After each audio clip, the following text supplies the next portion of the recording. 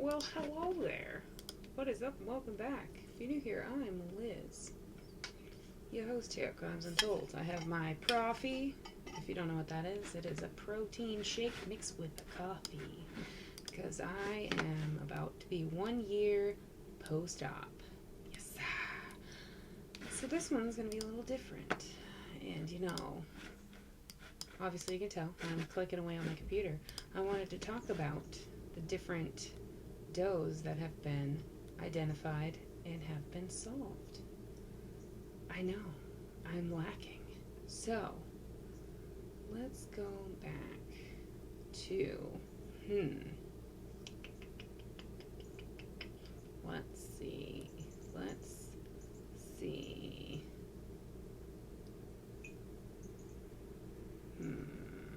Nope, those have been funded. So I guess the best thing to kind of start by is that there's been many John and Jane Doe cases that have been 100% funded that Othram and DNA Solves will be working to fully identify who these people are. So 27 days ago, we had we had 3 that got funding is complete and they're starting to work on them. One is the Fairfield County Jane Doe from 1994, the Middlesex County John Doe of 1998, and the Middlesex County John Doe of 2021. So why don't we just take a little dive into these, shall we? So the Fairfield County Jane Doe was found in September of 1994. This is when a human skull was found off of Interstate 95, off of Exit 12, in Darien, Connecticut, and 2 teenagers discovered this skull. Now, the skull was deemed to belong to a woman. There was no other remains found other than the skull, so this is rather interesting for a Jane Doe case for just having a skull. They were able to deduce that this woman was most likely Caucasian, that she could have been between 40 to 50 at the time of her death, or she was in her 40s or in her 50s. They obviously were unable to determine her hair color, her eye color, her height, or weight due to only knowing her, having her skull. But it's believed that she had died up to 10 years prior to them finding the skull. So in 2015, which this happens with a lot of the John and Jane Doe cases, in the 2010s, I'll say, a lot of the cases were uploaded into the NamUs directory. NamUs is the National Missing and Unidentified Persons System, and her case was uploaded as UP14, hold on, I have a lovely pop-up, UP14546. I will put a link to this website in the description box below. And since they have found this Jane Doe, the Connecticut FBI or in the Connecticut State Police have been trying to figure out who she is. They've had various leads, but all have been exhausted and it went cold. This year, because of the amazing collaboration with Othram. If this is your first time on my channel or you've never heard of Othram before, Othram is a amazing laboratory that's able to figure out who an unidentified person is using strDNA and mtDNA, or srtDNA, sorry. And each of them take time to process. It's not like a quick CSI moment like, bam, I know who this is. But Othram is working with Connecticut in order to solve a backlog of cold cases that span years.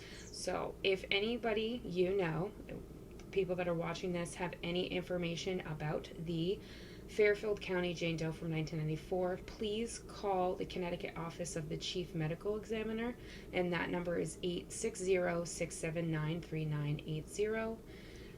And please use the reference number or reference agency case, which is 94-09391, or use her NamUs ID, which is UP14546, and I'll have all that information down below. So next we're going to talk about the Middlesex County John Doe from 1998, and then we'll talk about the Middlesex County John Doe from 2021. So again, this is another Connecticut case. This set of male remains were found 24 years ago, and they're still trying to identify who this is. So back in March of 1998, there was an extremely decomposed body that was found in the Connecticut River, which was where it was in Old Saybrook, Connecticut. So this badly decomposed body was that of an unidentified male. There was a fisherman that discovered the body. So his remains were found about 400 yards offshore, which is offshore of the marina, which is called the Harbor One, in Saybrook Point. So his body was found after a fisherman saw a sneaker that was floating in the water, and when they returned to shore, obviously the fishermen alerted the marina employees, and then the police were called, and then the police retrieved the remains, and the remains were skeletonized because of how decomposed his body was. So the Coast Guard was called, and the Connecticut Department of Environmental Protection was also called, obviously because this body was found in the water. So the autopsy was performed by an anthropologist, and there was also a forensics expert for dental called in as well. And which this part kind of blows my mind, they determined, obviously it was male, but they couldn't determine whether or not he was Latino or Caucasian. He was estimated to be about 5'8" in height, weighing approximately 200 pounds, and that he was anywhere between 30 to 35 when he died. They believe that obviously he died a little while ago due to decomposition, but because he's found in the water, that can hinder timeline for death, because if you don't know anything about decomposition in bodies and temperature fluctuation and bodies touching water, moisture can affect the way a body decomposes, also affects insect activity, which is part of decomposition. If that makes you sick to your stomach, I apologize, but that is something that happens with decomposition, is that there is insect activity. So some of these things could differ when they actually identify who this man is, but for the meantime, he is still an unidentified man. They were unable to determine his cause of death. They don't know what his eye color is, his hair color, obviously because of his decomposition. So ultimately, they believe that his body floated down the river to Saybrook, and possibly because of how his body was, maybe he was in the marshy area of the river before he was brought downstream, basically. There was some personal items that was found with the remains. A lot of it was clothing. And some generalized personal items. There was a lighter, a specific silver butane lighter that was found that had an eagle standing on a globe, and it had the number 2688 on it, which seems more of like a military grade lighter.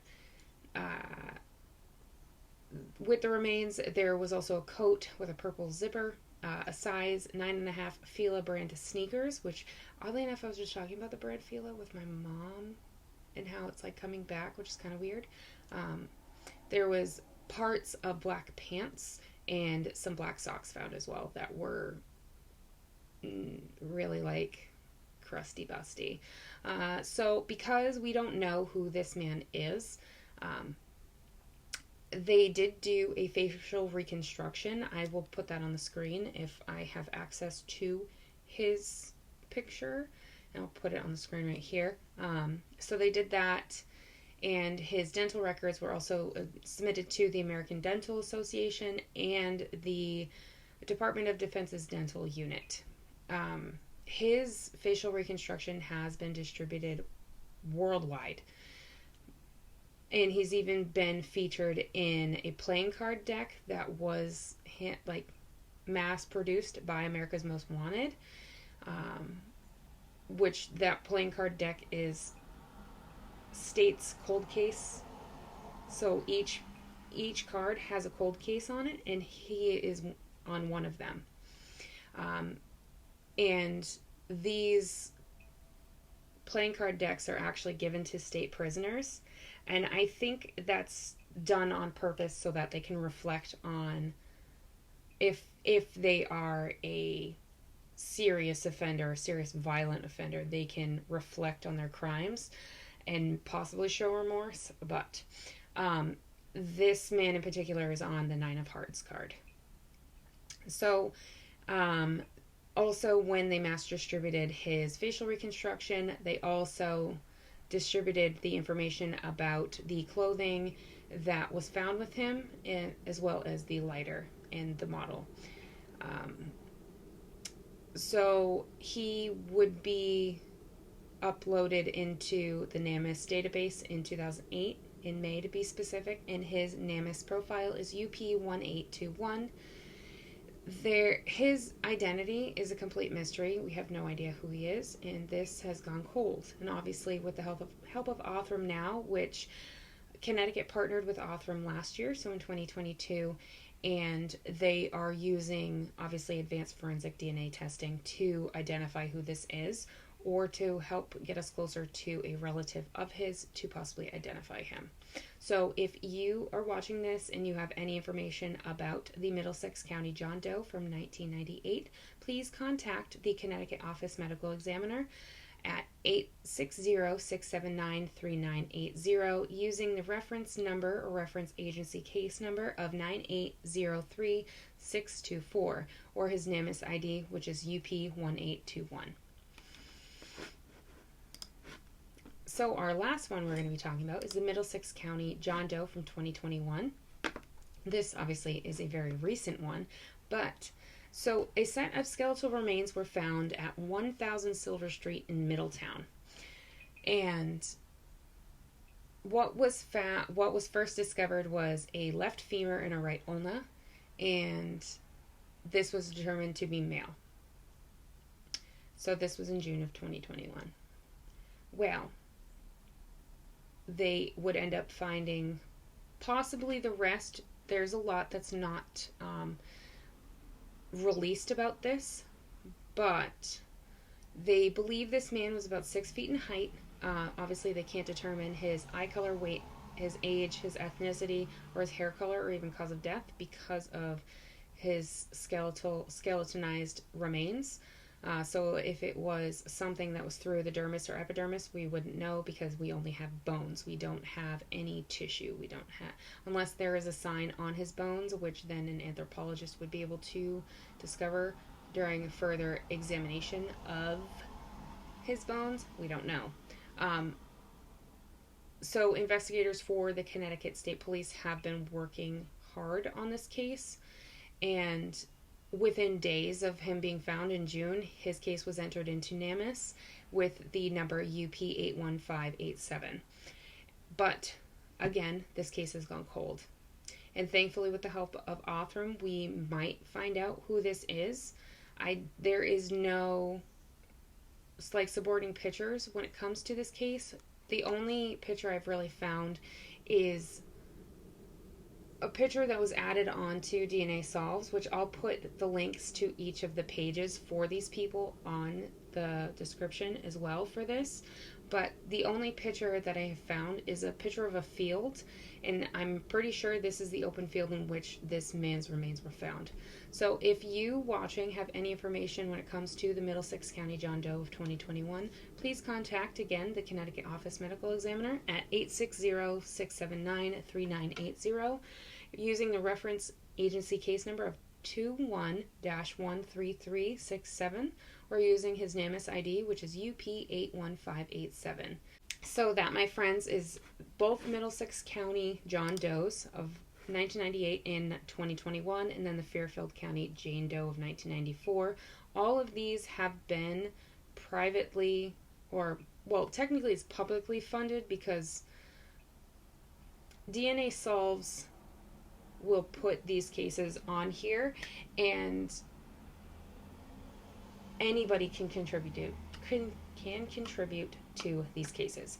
Anybody can donate their money to these cases. I highly recommend you do it. I have done it a few times, and I have done it a few times anonymously.